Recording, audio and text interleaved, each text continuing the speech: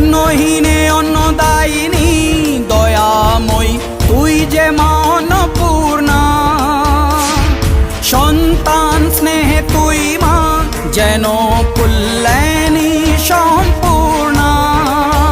তোর কথা যেন মন্ত্রোচ্চারণ, বজ্র সম কঠিন অনুশাসন, ধৈর্যেশ্বর বংশহা পৃথিবী, ধর্ম ও ন্যায়ের প্রতিচ্ছবি।